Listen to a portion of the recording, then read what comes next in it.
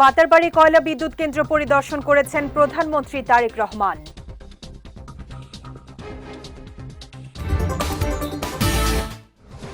এবং চট্টগ্রামে হত্যা ও ধর্ষণ মামলার আসামিসহ গ্রেফতার 2।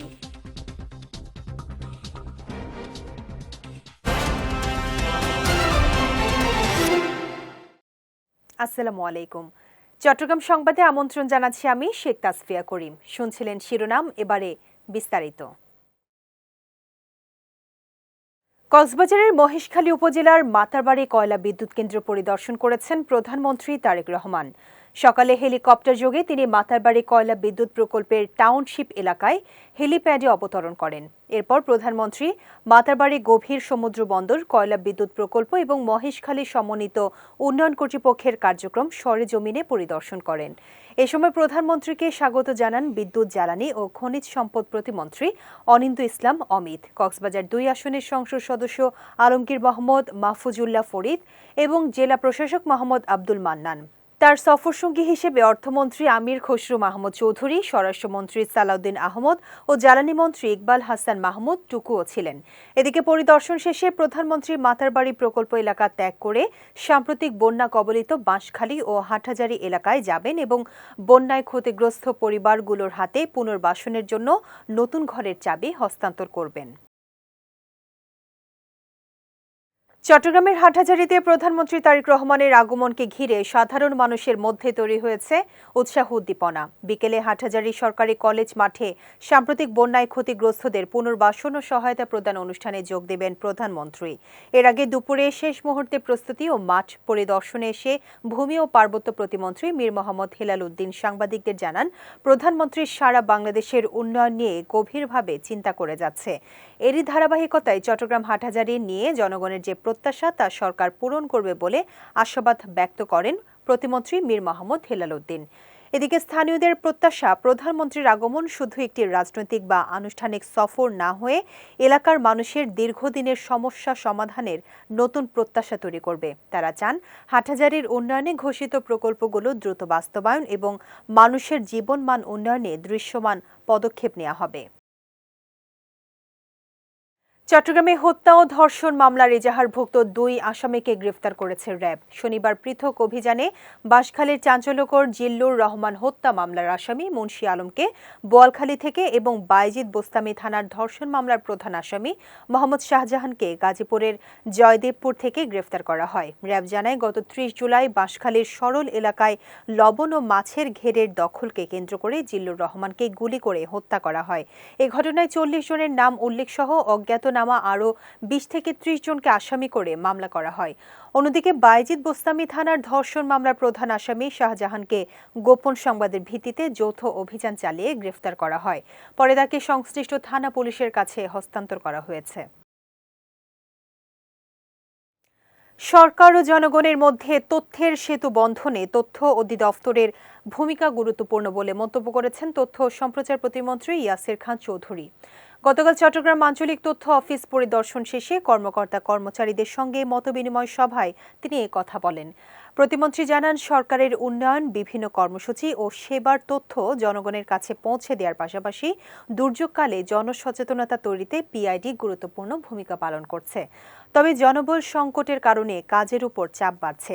এই সংকট দ্রুত সমাধানে কার্যকর উদ্যোগ নেওয়া হবে। তিনি আরও বলেন, দুর্যোগের সময় জনগণের কাছে প্রয়োজনীয় তথ্য ও নির্দেশনা পৌঁছে দিতে বাংলাদেশ টেলিভিশন, বাংলাদেশ বেতার সহ সংশ্লিষ্ট প্রতিষ্ঠানগুলোর মধ্যে সমন্বয় আরও বাড়াতে হবে। বন, বন্যপ্রাণী, পরিবেশ ও জীববৈচিত্র্য সংরক্ষণের লক্ষ্যে সরকার আগামী 5 বছরে দেশব্যাপী 25 কোটি বৃক্ষরোপণের মহাপরিকল্পনা গ্রহণ করেছেন বলে জানিয়েছেন পরিবেশ, বন ও জলবায়ু পরিবর্তন মন্ত্রণালয়ের প্রতিমন্ত্রী শেখ ফরিদুল ইসলাম। গতকাল এনরুট ফাউন্ডেশন ও ওয়ার্ল্ড ভিশন বাংলাদেশের আয়োজনে এবং বাংলাদেশ কোস্ট গার্ডের সার্বিক তত্ত্বাবধানে কক্সবাজার সেন্ট মার্টিনে বৃক্ষরোপণ কর্মসূচি 2026 অনুষ্ঠানে তিনি একথা বলেন।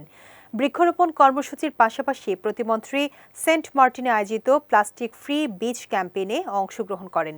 ক্যাম্পেইনে প্রতিমন্ত্রী বলেন, সেন্ট মার্টিনের প্রাকৃতিক পরিবেশ ও অনন্য জীববৈচিত্র্য রক্ষায় চলমান সমন্বিত উদ্যোগের অংশ হিসেবে এই কর্মসূচি গুরুত্বপূর্ণ ভূমিকা রাখবে। পরিবেশ সংরক্ষণ, জীববৈচিত্র্য রক্ষা ও টেকসই সবুজায়নে বাংলাদেশ কোস্টগার্ডের এই ধরনের কার্যক্রম ভবিষ্যতেও অব্যাহত থাকবে। দীর্ঘ ৩.৫ মাসের নিষেধাজ্ঞার পর ১০ আগস্ট রোববার মধ্যরাত থেকে কাপ্তাই হ্রদে মাছ আহরণের উপর নিষেধাজ্ঞা প্রত্যাহার করা হবে। ফলে ১১ আগস্ট মঙ্গলবার ভোর ৬টা থেকে জেলেরা মাছ শিকার শুরু করবে। তাই প্রস্তুতিতে ব্যস্ত জেলে ও মাছ ব্যবসায়ীরা। বিএফডিসি ঘাট থেকে শুরু করে জেলেপাড়া পর্যন্ত সবাই এখন ব্যস্ত। কেউ জাল বুনছে, কেউ নৌকা ও ইঞ্জিন চালিত বোট মেরামত করছে। রাঙামাটি মৎস্য কর্পোরেশনের ব্যবস্থাপক ফয়েজ আল করিম বলেন, মৎস্য আহরণে আমাদের সকল প্রস্তুতি সম্পন্ন করা হয়েছে। নতুন মৌসুমে প্রায় ২৭,০০০ জেলে পরিবারের মধ্যে ব্যস্ততা বেড়েছে। এবছর কাপ্তাই হ্রদে পানির পরিমাণ বেশি থাকায় মাছের প্রজননও প্রত্যাশা অনুযায়ী হয়েছে বলে মনে করছেন সংশ্লিষ্টরা। পার্বত্য চট্টগ্রাম শান্তি চুক্তি বাতিল করা হলে সরকারকে এর চেয়েও শক্তিশালী চুক্তি করতে হবে বলে মন্তব্য করেছেন জুম এস্থেটিক কাউন্সিলের সভাপতি শিশির চাকমা। সকালে আন্তর্জাতিক আদিবাসী দিবস উপলক্ষে রাঙামাটিতে আয়োজিত আলোচনা সভায় প্রধান অতিথির বক্তব্যে তিনি এই মন্তব্য করেন। বলেন, পার্বত্য শান্তি চুক্তি বাংলাদেশ সংবিধানের আলোকে করা হয়েছে। এতে কোনো অসাংবিধানিক বিষয় নেই। তাই চুক্তি বাতিল নয়, বরং এর পূর্ণাঙ্গ বাস্তবায়নে সরকারকে কার্যকর পদক্ষেপ নিতে হবে। অনুষ্ঠানে উদ্বোধক হিসেবে উপস্থিত ছিলেন পার্বত্য চট্টগ্রাম আঞ্চলিক পরিষদের সদস্য চঞ্চু চাকমা। সভাপতিত্ব করেন বাংলাদেশ আদিবাসী ফোরাম পার্বত্য চট্টগ্রাম অঞ্চলের সভাপতি শ্রী প্রকৃতি রঞ্জন চাকমা। বক্তারা পাহাড়ের ভূমি সমস্যা সমাধান, শিক্ষা ও কর্মসংস্থানের সুযোগ বৃদ্ধি এবং বিভিন্ন জনগোষ্ঠীর ভাষা, সংস্কৃতি ও ঐতিহ্য সংরক্ষণের দাবি জানান। বাঁশখালীবাসীকে যাতে আর বন্যা মোকাবেলা করতে না হয় সেজন্য বর্তমান সরকার প্রয়োজনীয় সকল পদক্ষেপ গ্রহণ করবে বলে জানিয়েছেন দুর্যোগ ব্যবস্থাপনা ও ত্রাণ মন্ত্রী আসাদুল হাবিব দুলু। তিনি বলেন, পাহাড়ের ঢল যাতে মানুষের বসতবাড়ি না ঢুকে সেজন্য টেকসই বেড়িবাঁধ নির্মাণ করা হবে। গতকাল বিকেলে চট্টগ্রামের বাঁশখালী উপজেলায় সাম্প্রতিক বন্যায় ক্ষতিগ্রস্তদের পুনর্বাসন কার্যক্রম পরিদর্শনকালে সাংবাদিকদের তিনি এসব কথা জানান। এ সময় স্থানীয় সংসদ সদস্য অধ্যক্ষ জহিরুল ইসলাম, বিএনপি নেতা মিশকাতুল ইসলাম চৌধুরী পাপ্পা সহ বিএনপির নেতৃবৃন্দ উপস্থিত ছিলেন।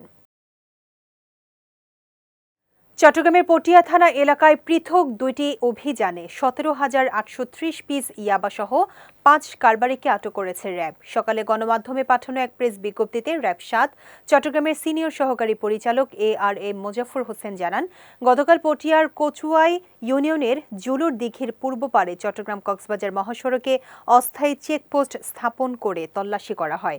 চেকপোস্ট চলাকালে একটি সিএনজি অটোরিকশা পৌঁছালে তার ভেতরে থাকা ৪ জন যাত্রীরা পালানোর চেষ্টা করলে তাদের আটক করে তল্লাশি চালিয়ে ৭,৮৩০ পিস ইয়াবা জব্দ করা হয়।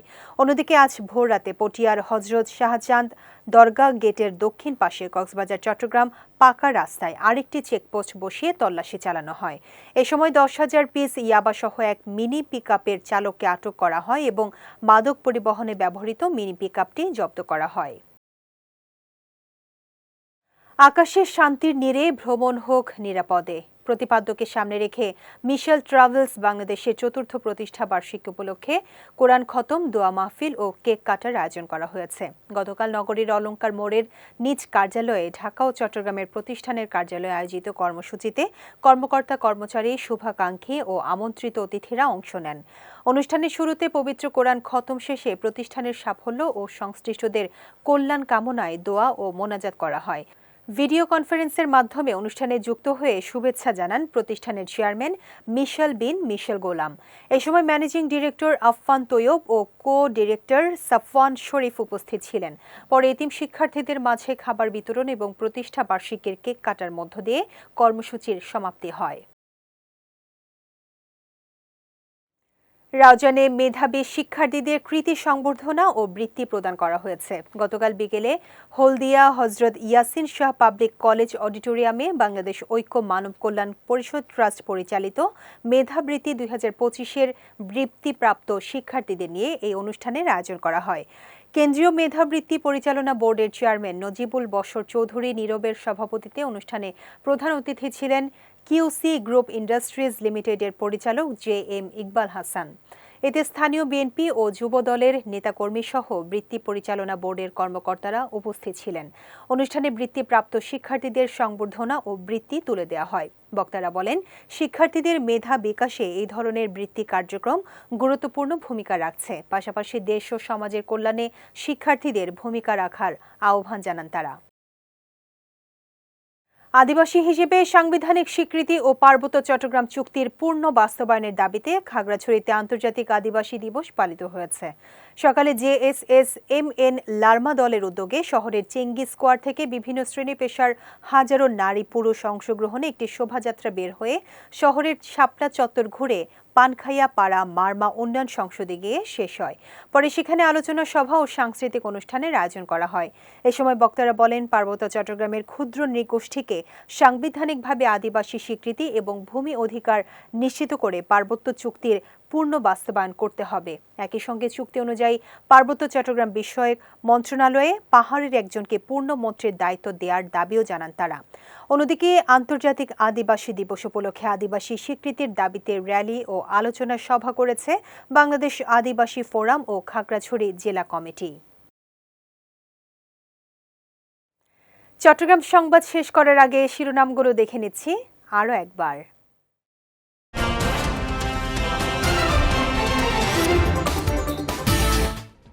মাতারবাড়ি কয়লা বিদ্যুৎ কেন্দ্র পরিদর্শন করেছেন প্রধানমন্ত্রী তারেক রহমান।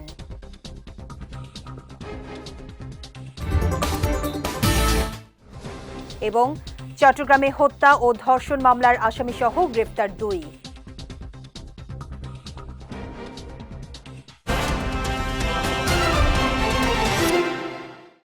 চট্টগ্রাম সংবাদ শেষে আজকের মতো আমি শেখ তাসফিয়া করিম আপনাদের কাছ থেকে বিদায় নিচ্ছি। রাত 9টায় আমাদের পরবর্তী বিজয় রাতের সংবাদ দেখার আমন্ত্রণ রইল।